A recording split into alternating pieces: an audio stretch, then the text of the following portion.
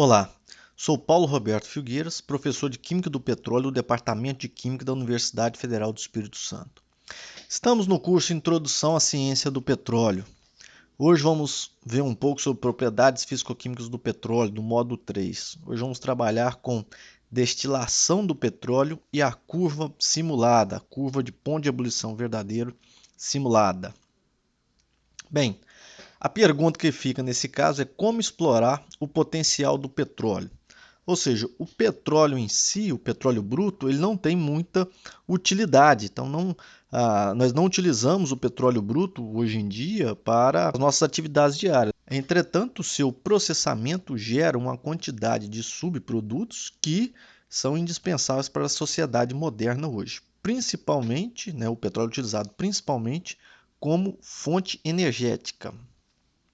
Bem, nós vamos ver a parte desta aula será dentro dos métodos de separação, ou seja, estou trabalhando com o refino do petróleo, dentro dos métodos de separação, nós vamos ver um pouco sobre a parte de destilação, tanto a destilação atmosférica e destilação a vácuo.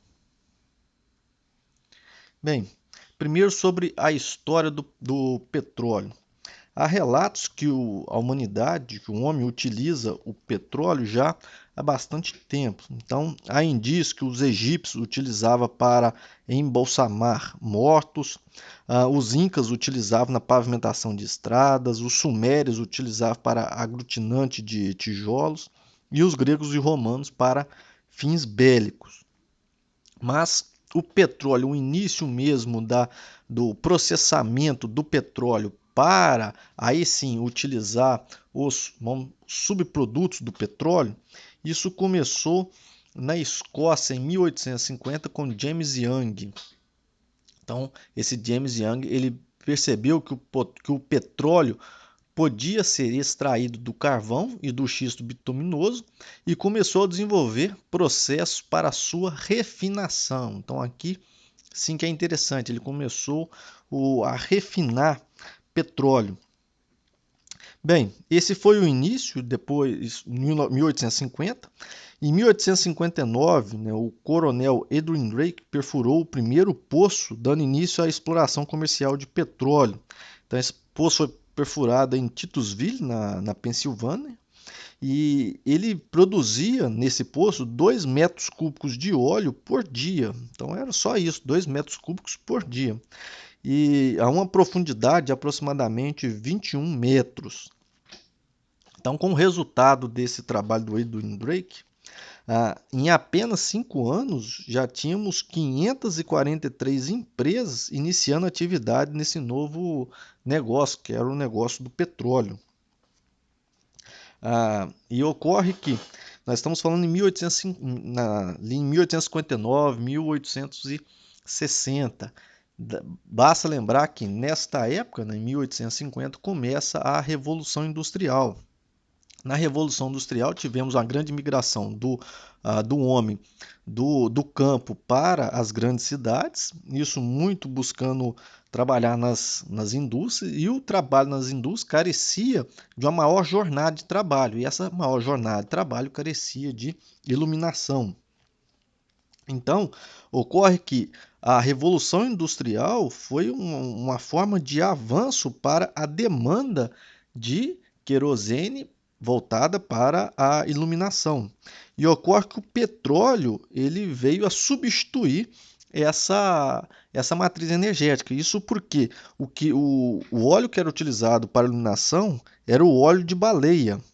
E o petróleo veio a substituir o óleo de baleia, sendo um cheiro bem menos desagradável do que o óleo de baleia, e também tem a parte ambiental que não precisava matar as baleias.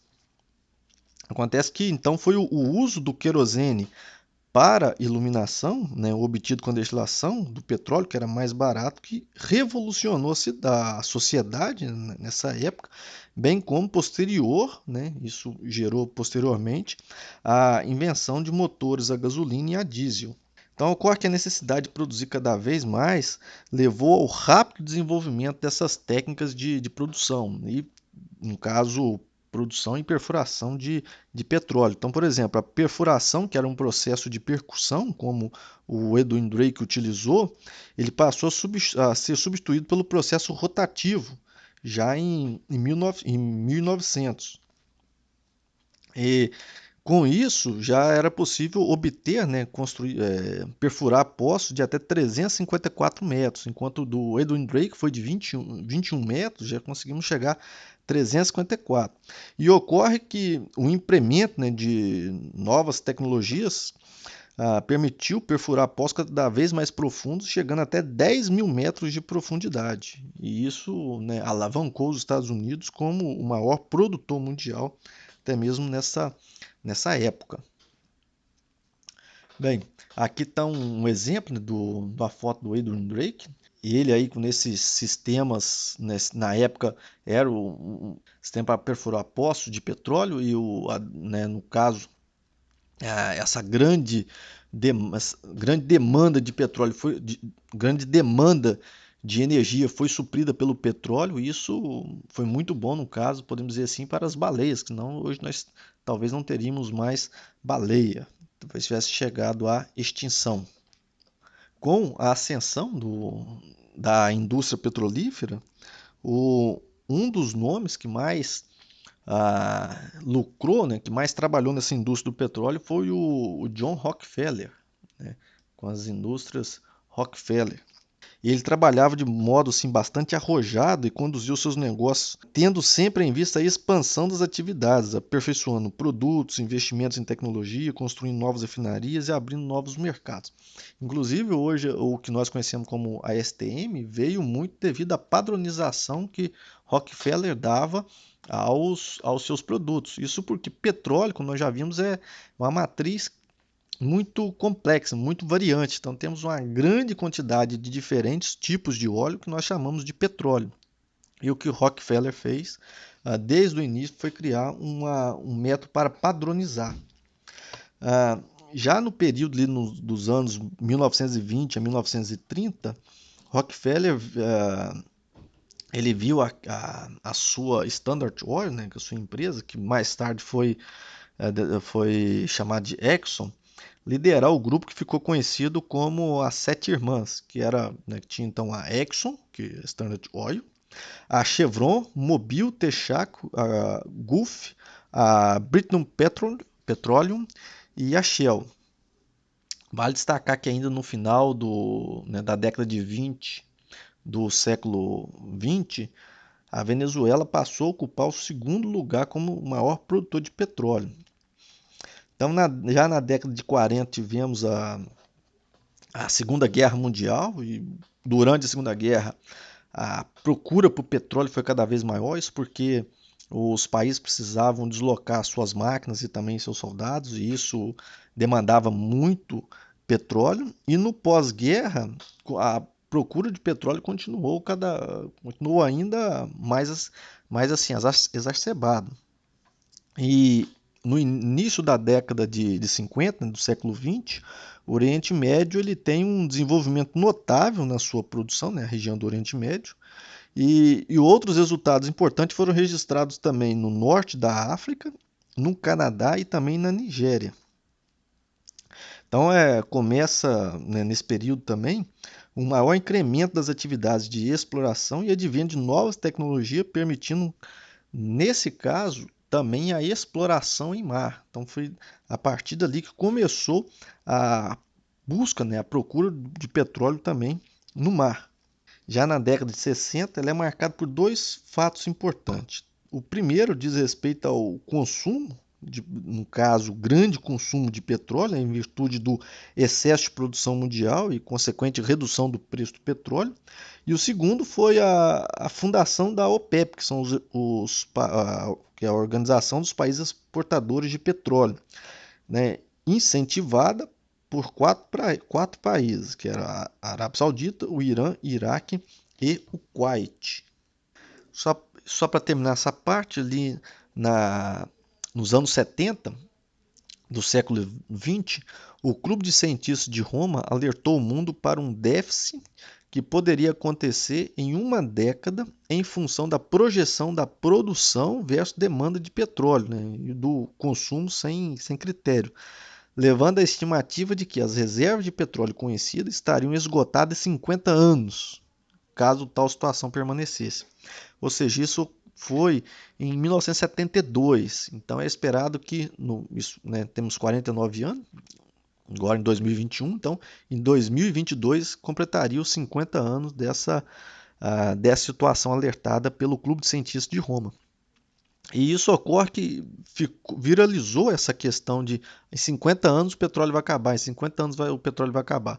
Que até mesmo no final do século XX, já, né, nos anos 90, já se falava, o petróleo vai acabar em 50 anos, o petróleo vai acabar em 50 anos. Isso iniciou também no início do século XXI, falando, o petróleo vai acabar em 50 anos, o petróleo em 50 anos vai terminar. E até hoje temos aí o petróleo, mas o que ocorre é que a tecnologia se desenvolve cada vez mais, isso buscando petróleos em profundidades cada vez maiores, buscando petróleos não somente onshore, mas também offshore, que hoje em dia, por exemplo, a produção brasileira é muito maior a produção offshore do que a produção onshore, e também o desenvolvimento de nova tecnologia propicia a busca por petróleo em novos locais. Bem, os princípios da destilação, que é o processo para processar o petróleo. Então, a destilação é a operação de transferência de massa mais empregada na indústria química.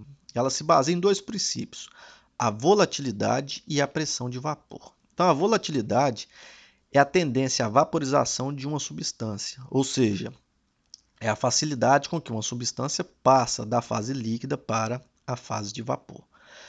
Como o petróleo é uma mistura complexa, nós temos uma grande quantidade de componentes. Cada componente ali, isoladamente, ele possui uma volatilidade.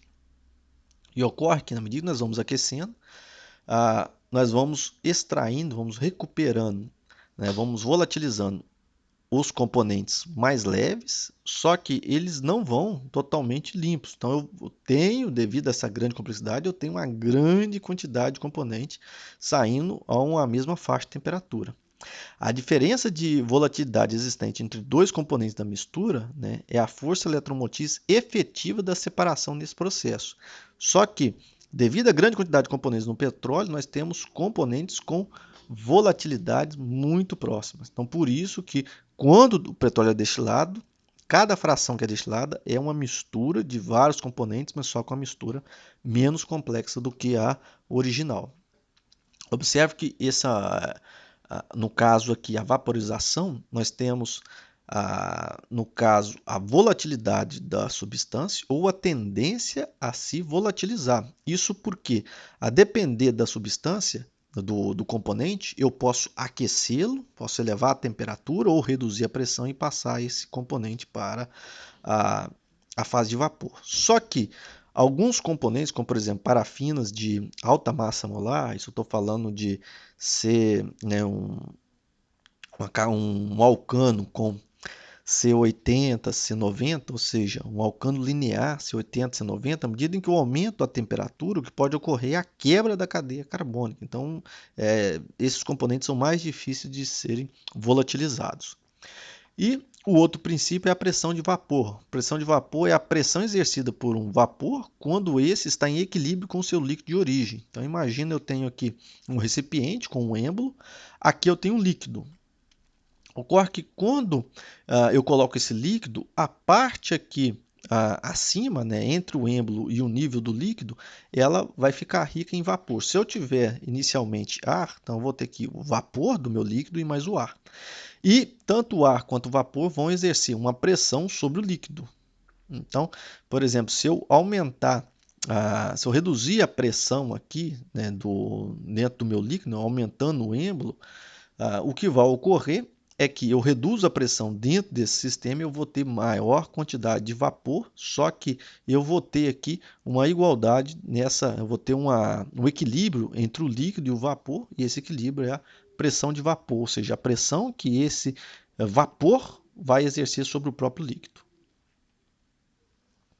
A destilação do óleo. Geralmente, A volatilidade de uma substância é diretamente proporcional ao tamanho da cadeia de sua molécula e do tipo de interação intermolecular.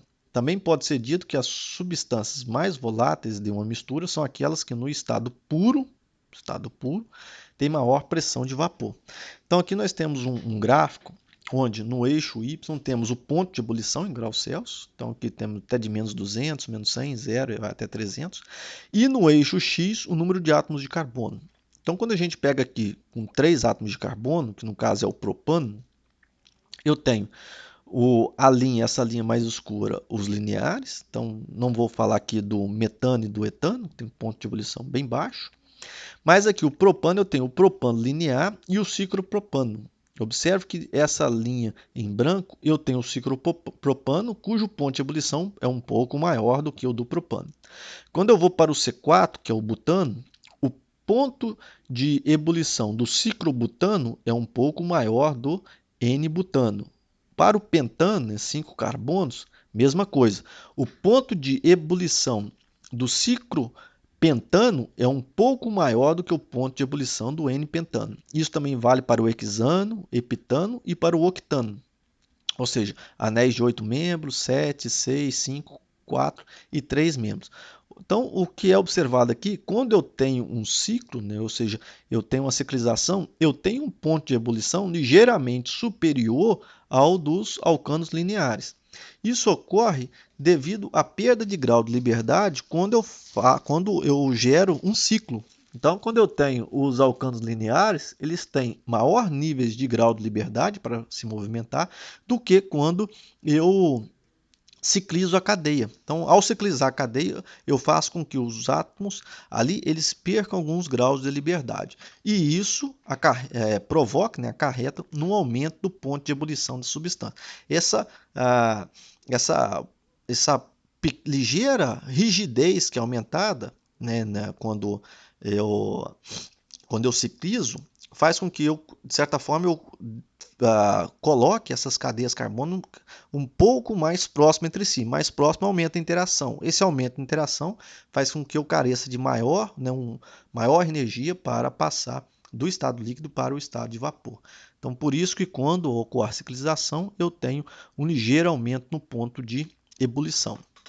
E o que ocorre é que no petróleo eu vou ter tanto os componentes, somente anéis de 5 e 6 membros, tanto da forma linear quanto da forma cíclica. Desses ciclos nós chamamos eles de naftenos. Então, tenho tanto 5 e 6 membros na forma de naftenos, quanto na forma de parafinas, que são os alcanos. E aqui nós temos o ponto de ebulição de alguns hidrocarbonetos e álcoois à pressão ambiente, de 1 atm. Então, o metano, menos 162 graus Celsius, o etano, menos 89 graus Celsius, o propano, menos 42 graus Celsius, o butano, 0, o pentano, 36. Aqui do pentano, temos também outros dois que são C5, ou seja, eu tenho 5 átomos de carbono. O 2-metilbutano, então eu tenho uma ramificação, e aqui eu tenho duas ramificações, o 2,2-dimetilpropano. Então, observe que o N-pentano, eu tenho um ponto de ebulição maior do que os seus, no caso C5, também ramificado. Tem a mesma massa molar, só que ocorre que o componente linear possui um ponto de ebulição ligeiramente superior aos ramificados, ou seja, os alcanos ramificados. Então vejam só, isso aqui é interessante porque quando nós vamos avaliar um petróleo, se a gente identifica os alcanos lineares, tem como nós determinarmos ali entre eles entre 2 alcanos lineares, ou entre 3 ou 4 alcanos lineares, quais são os componentes que estão ali próximos, e aí estimar a quantidade de cadeia carbônica que nós temos ali naqueles componentes. Então, observe, o 2,2-dimetilpropano, um C5, com ponto de ebulição igual a 9, esse componente aqui, essa substância já vai estar lá junto com o N-butano, que vai sair naquela fração que a gente coloca de C1 a C4. Aqui eu tenho o metanol. Então, o metanol é como se eu trocasse um CH3 por um OH, então eu aumento muito a polaridade da minha molécula, aumentando a polaridade eu saio de 89 para, né, de menos 89 graus Celsius para 64,7 graus Celsius. Quando eu continuo aumentando a cadeia carbônica, né, do metanol, o etanol e o propanol, eu vou aumentando consecutivamente o ponto de ebulição. Mas observe que quando eu tenho um heteroátomo, o aumento do ponto de ebulição em relação ao alcano é muito maior. Bem, os tipos de destilação. Então, temos a destilação integral ou embatelada. Então, eu tenho uma carga líquida, eu passo ela por um sistema, né? Eu aumento a temperatura dela, jogo ela num tambor, a parte, né? Vou aquecendo, então eu transfiro a parte volátil para a parte de vapor, recupero ela na parte superior e o que sobrou é a parte mais pesada, que é o líquido, ou seja, a substância com menos volátil. Eu tenho o sistema embatelado, então eu aqueço a substância, a substância passa para a fase de vapor e aqui, depois ela na fase de vapor, eu condenso essa substância e recolho ela num Erlenmeyer. Então tem a chapa aquecedora, Erlenmeyer, a água, então é interessante notar, a água sempre entra na região de menor temperatura e caminha, né, sai para a região de maior temperatura. Isso para garantir que, se a substância não condensar nessa região aqui, garanto que, para a gente tentar garantir que ela vai se condensar e não entrar vapor aqui no Erlenmeyer. No caso aqui, perder um pouco de substância, né, perder um pouco dos componentes devido aos vapores se escaparem aqui nessas juntas que são colocadas. Então é colocado um termômetro, aqueço até uma certa temperatura e vejo ali o quanto que eu consegui de recuperar de destilado. Então é uma forma também de destilação. Temos outros métodos que é a destilação fracionada. Então, por exemplo, aqui eu tenho uma carga com o componente A em 10% e o componente B em 90%. Um exemplo aqui, o componente A mais volátil do que o componente B. Então, quando eu aqueço o componente A por ser mais volátil, eu vou ter os vapores mais enriquecidos do componente A. Então, nesse exemplo aqui, eu aqueço, venho cá, recolho esses vapores, condenso ele e vou ter na segunda destilação uma fração mais rica no componente A. Antes tinha 10% do A e 90% do B, agora tem 36% do A e 64% de B. Bem, como é mais volátil, eu continuo aquecendo, aqueço, passo, agora o vapor vai estar mais rico no componente A, depois eu resfrio, então agora eu tenho 74% do A e 26% do B, continuo aquecendo e vou até uma quarta. Então, tem com uma primeira, uma segunda, terceira e uma quarta. Então, nessa destilação fracionada, com 4 destilações, eu vou ter, saio de 10% no componente A e 90% no componente B e enriqueço a minha mistura no componente A, tendo que agora 93,5% do componente A e 6,5% do componente B. Né? Ou, né, o sistema semelhante ali, o anterior, o que dá para fazer é eu pegar e coletar, né, fazer uma coleta desse em um balão. Né? Então, eu aqueço, aqui tem a mistura, eu aqueço, recolho uma parte, depois dessa parte eu passo para aqui, nesse sistema, aqueço e recolho em outro balão e vou fazer nesse sistema de balão em balão. Ou seja, esse mesmo sistema aqui, só que eu faço parte por parte. Faço a primeira parte, aí retiro esse balão aqui, passo ele para cá para ele aquecer, faço essa segunda parte e assim por diante. Observe que esse sistema fracionado é semelhante ao utilizado no processo de destilação do petróleo. Então, nós temos a destilação atmosférica, então tem uma carga de petróleo, ela é aquecida e jogada, né, na torre de destilação atmosférica junto com vapor de água aquecido. Eu vou retirando as frações do petróleo, o que sobra, que é o resíduo atmosférico, eu aqueço e adiciono na torre de destilação a vácuo. E daí da torre de destilação a vácuo eu tiro outras cargas do petróleo e o que sobra é o asfalto, né? O asfalto eu tiro aqui, o que sobra é o resíduo a vácuo, que é o RAV. Bem, os derivados do petróleo é a faixa típica, então temos o gás residual e o GLP, né, a temperatura normalmente abaixo de 40 graus Celsius, eu coloco geralmente porque isso depende de autor para autor. Então, C1, C2 eu tenho um gás combustível, C3, C4 eu tenho o gás combustível, uso doméstico e industrial. A gasolina, eu tenho uma faixa de varia de 40 a 175 graus Celsius, que eu vou ter então de C5 a C10. O querosene, uma faixa de ponto de ebulição de 175 a 235, eu vou ter o C11, C2 e o C12. O gasóleo leve de 235 até 305, então eu tenho o C13 até o C17.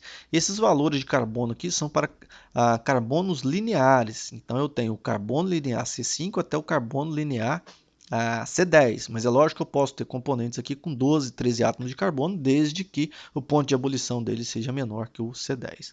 O gasóleo pesado, 305 até 400 graus Celsius, então vou ter ali de C18 até C25, e os óleos lubrificantes, 400 a 510, então vou ter ali de C26 até C38. E o resíduo, acima de 510 graus Celsius, que eu vou ter o C38+, ou seja, mais do que 38 cadeias do que alcanos com mais do que 38 carbonos. Mas isso não quer dizer que eu vou ter somente até essas quantidades. Então, como eu posso ter componentes no petróleo de até 1500 Dalton, então, só que nesse caso não será componentes lineares, e sim poliaromáticos.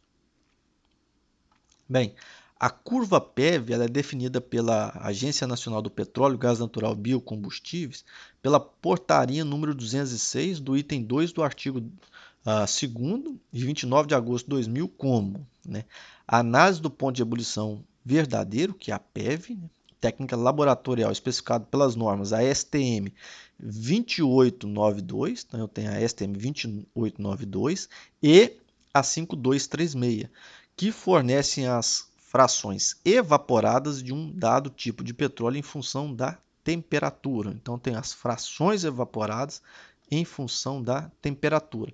Então, eu preciso utilizar essas duas normas. Cada norma eu tenho um tipo de destilação diferente e as duas juntas vão me gerar a destilação laboratorial do petróleo. Então, para a destilação do petróleo, nós utilizamos duas normas. Então, o que é gerado com essas duas normas é essa curva, onde eu tenho a temperatura em função do percentual volumétrico acumulado ou percentual em massa, eu posso utilizar uma ou outra. Então, o que eu tenho é isso aqui, é um gráfico, uma linha, onde eu tenho o volume acumulado ou a massa acumulada em função da variação da temperatura. Então, a curva PEV ela se destaca entre as análises de caracterização do petróleo devido à aplicação nas mais diversas áreas da indústria, como a exploração e produção, logística e abastecimento, refino e a pesquisa e desenvolvimento. No caso dos 26 ensaios que são feitos em cima do petróleo bruto, eu posso dizer que a curva PEV é o mais importante, porque é esse resultado que dará como principal fator o preço do petróleo. Então, é a curva PEV do óleo que dará o preço. No entanto, é um ensaio muito caro. Não é em qualquer lugar aqui no Brasil que faz um ensaio de curva PEV. Então, é um ensaio também muito difícil de você encontrar um local para fazer esse tipo de ensaio.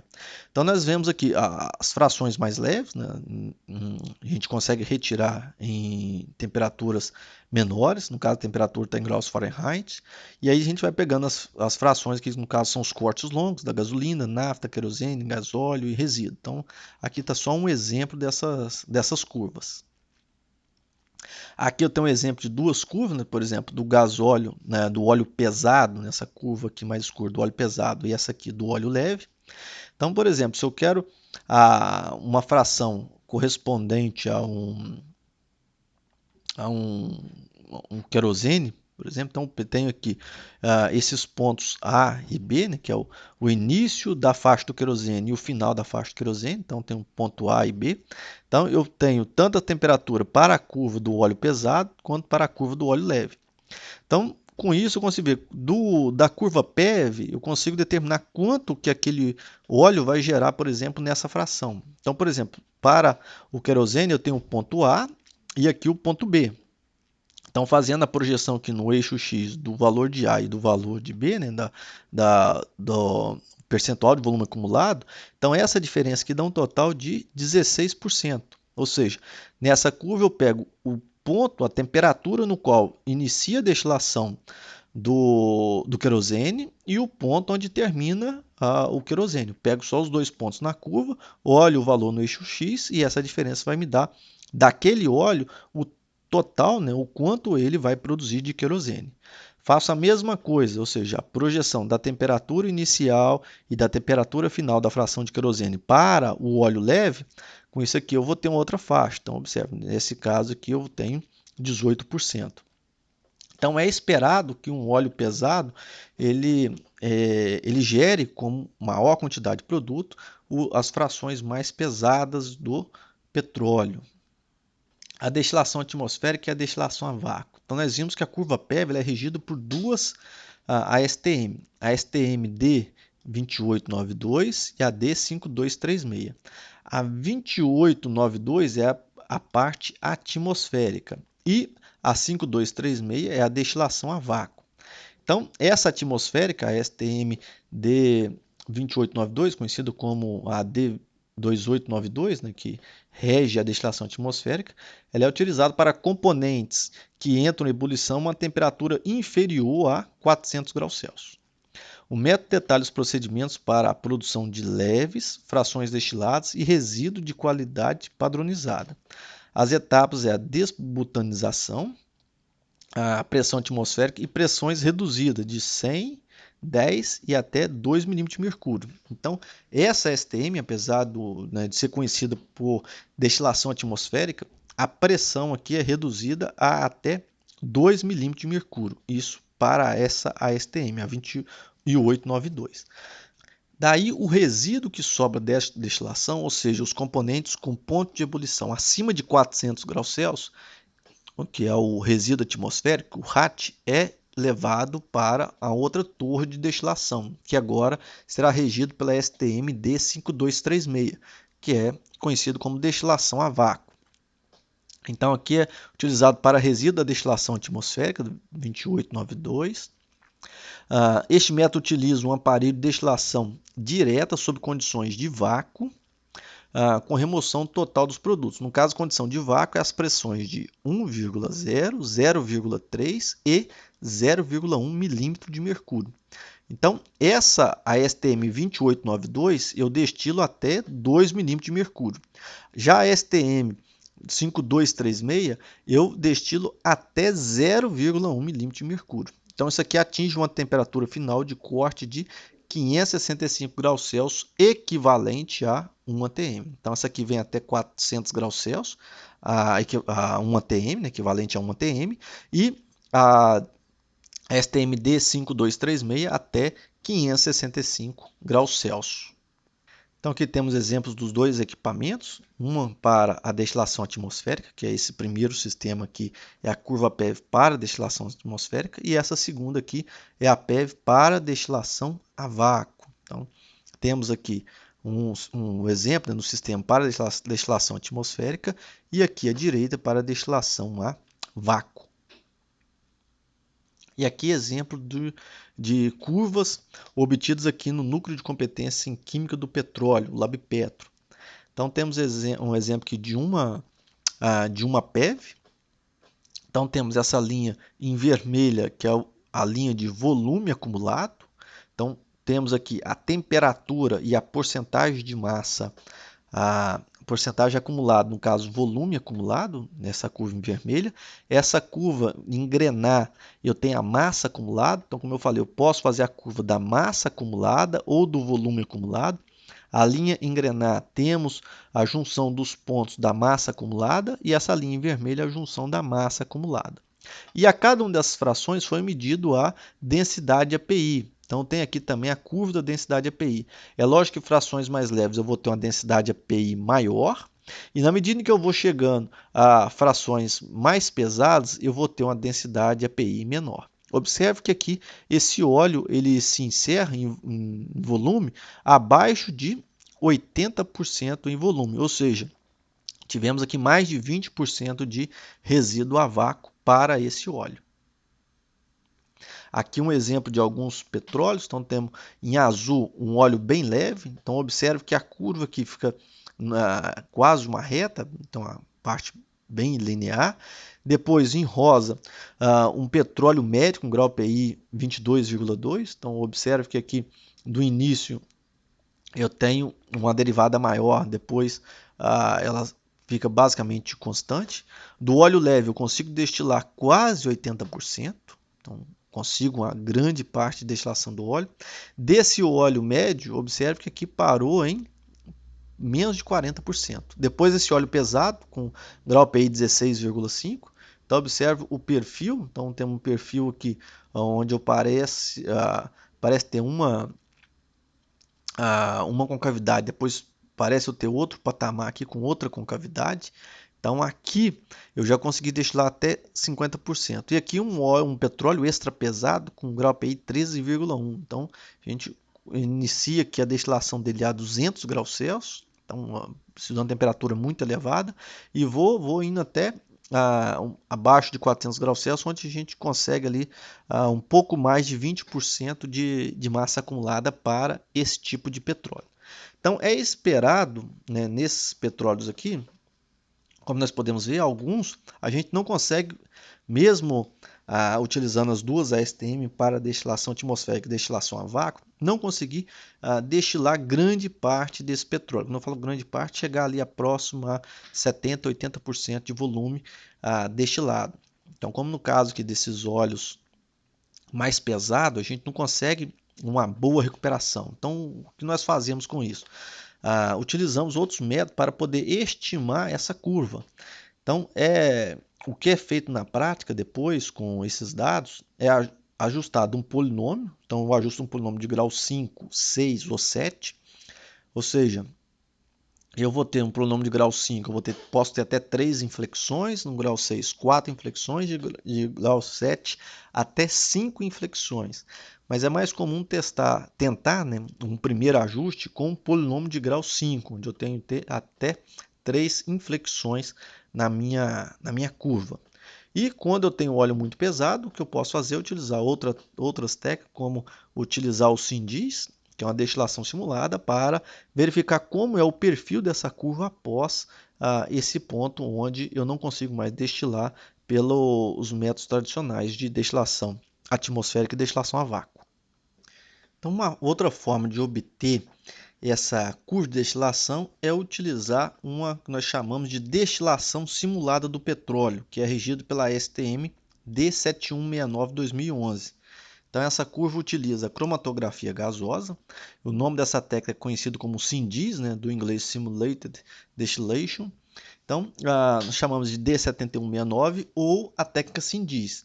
Então, esta destilação, né, nesse caso, desta norma, o que ela gera é uma curva simulada da curva PEV, ou seja, eu vou ter uma curva de destilação do petróleo, no entanto, simulada.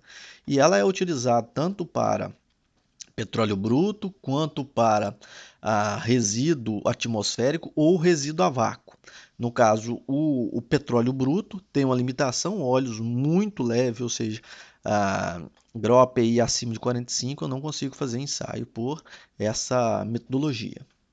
Bem, os inconvenientes da destilação laboratorial PEV, que é, primeiro, grande quantidade de amostras, que envolve de 5 a 20 litros de petróleo, e o longo tempo de duração, que vai de 3 a 7 dias. Já, então, a destilação simulada ela tem algumas vantagens sobre a destilação laboratorial, que é a destilação atmosférica e destilação a vácuo. Primeiro é o tempo de ensaio, que aqui é de 40 a 60 minutos por ensaio. Então, nós vamos ver que precisamos de vários ensaios, mas é possível fazer uma amostra ou até mesmo 2 amostras em um dia, já que o sistema é automatizado, que isso é um outro ganho.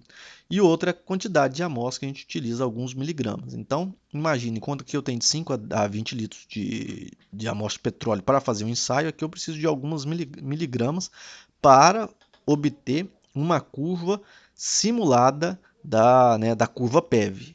E a questão do tempo, aqui eu consigo ir até um dia obter essa curva, né, no SINDIS, enquanto na destilação laboratorial eu preciso ali de mede entre 3 e 7 dias, a depender do petróleo. Então, a destilação simulada, ela utiliza os princípios da cromatografia gasosa, regida pela a norma STM D7169. Então, utiliza uma coluna capilar com fase estacionária de polidimetilsiloxana, que é o PDMS. O detector utilizado é o detector de ionização de chama, que é um FID, do inglês Flame Ionization Detector. E o sistema é um sistema cromatográfico. Então, eu tenho aqui um esquema do sistema cromatográfico. Aqui eu tenho a minha fonte de gás de arraste. Aqui eu tenho um controlador de vazão e regulador da pressão. Vou ter um sistema de injeção. Aqui a coluna cromatográfica, que é o coração do sistema de separação. Aqui o sistema de detecção, que é utilizado é um FID. E em sexto, um sistema de registro e processamento dos dados. É todo um sistema cromatográfico, no entanto, temos alguns ajustes. Então, o ajuste na coluna é utilizado uma coluna de aço, normalmente de 5 metros. No entanto, tem alguns autores que trabalham com coluna de 10 metros para melhorar a separação, né, o sistema de separação. A injeção da amostra, a injeção é uma injeção automática. E o detector é um detector FID, ou seja, um detector próprio para quantificação de hidrocarbonetos.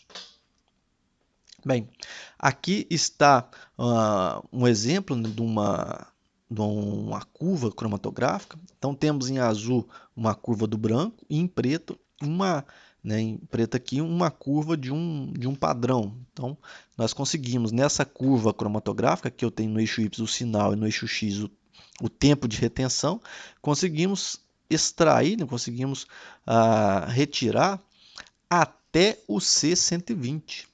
Ou seja, com essa destilação simulada, a gente consegue uma grande caracterização do petróleo. Caracterização, no caso, determinação dos componentes do petróleo. Então, vale lembrar aqui que os componentes mais leves, pegar aqui abaixo do C4, é necessário que eu tenha iniciar uma temperatura negativa. Então, utilizamos o sistema criogênico para resfriar a amostra para conseguir pegar esses componentes de menor a massa molar, os componentes mais voláteis. E os componentes mais pesados, o SINDIS, essa destilação simulada, ela eleva a temperatura até 435 graus Celsius, só que utiliza um sistema a vácuo, e esse sistema a vácuo faz isso equivaler até uma temperatura de 750 graus Celsius, equivalente à parafina C120.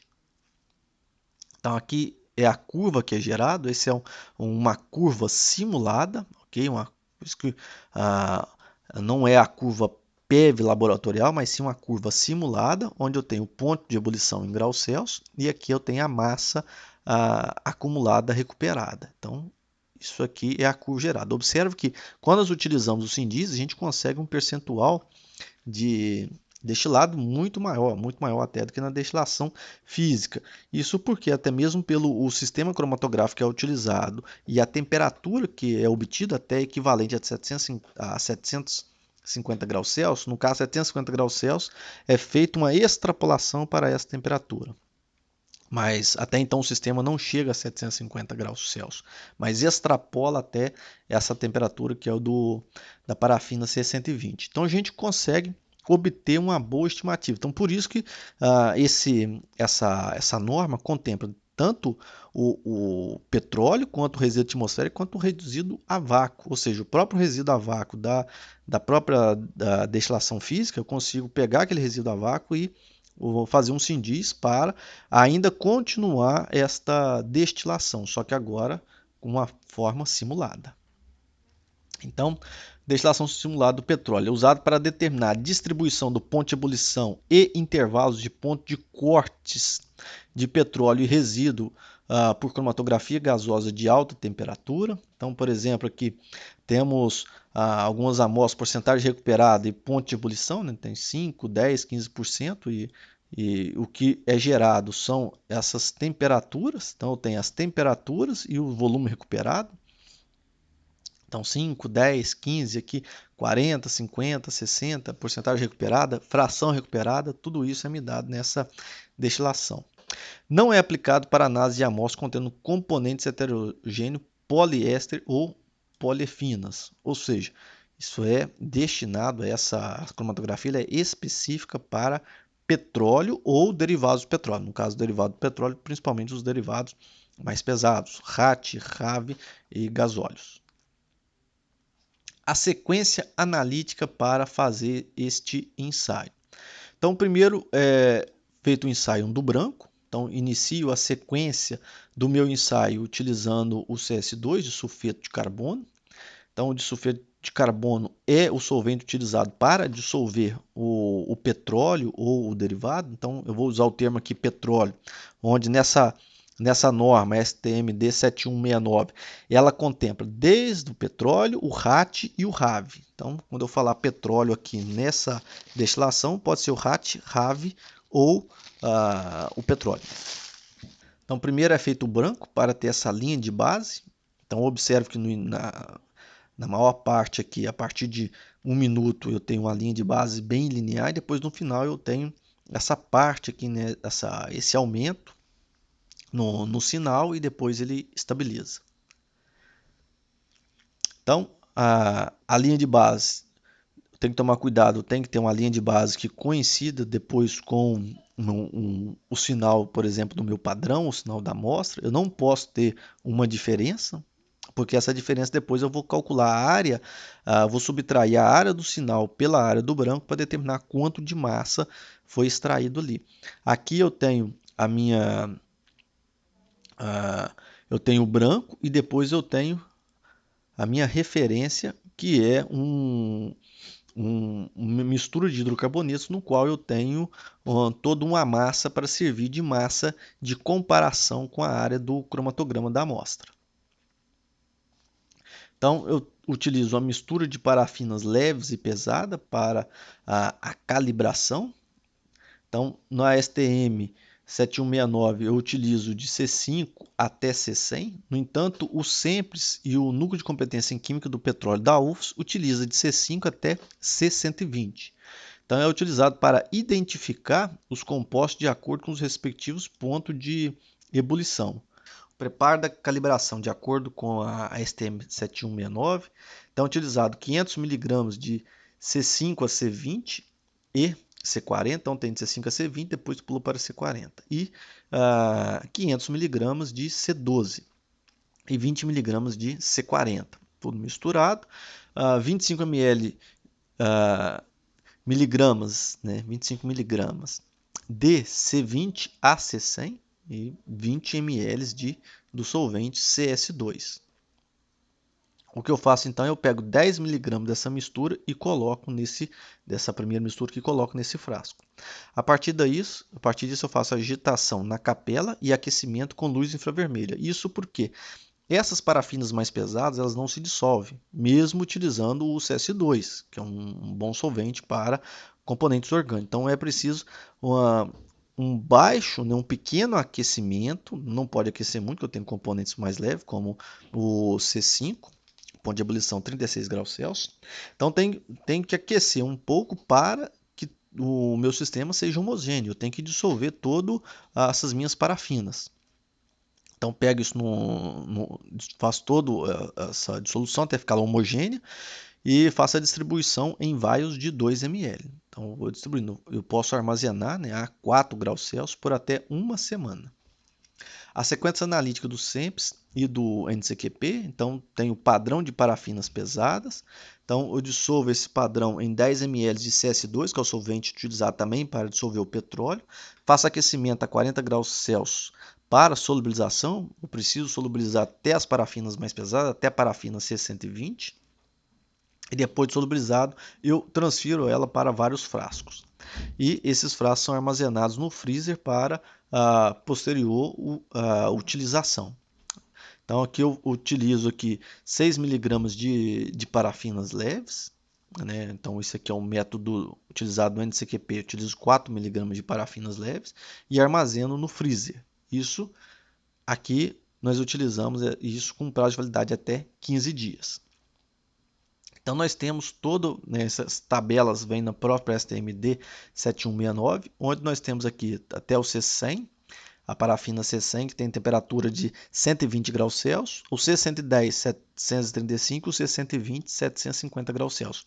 Essas parafinas mais pesadas são calculadas pelo próprio software do equipamento que roda esta STM. Então, nós fazemos a calibração. Então, em azul, nós temos o branco e aqui a calibração. Então, na calibração, nós temos o tempo de retenção para cada um dos componentes do petróleo. Então, temos o C10, 11, 12, 13, 14, C15, 16, 17, 18. Depois pulo para C20, 24, 28, 30, 32, 34, 36, 38, 40 e assim e vai até o C120. E esses tempo de retenção que eu vou utilizar depois para comparar com as amostras. Então, exemplo aqui,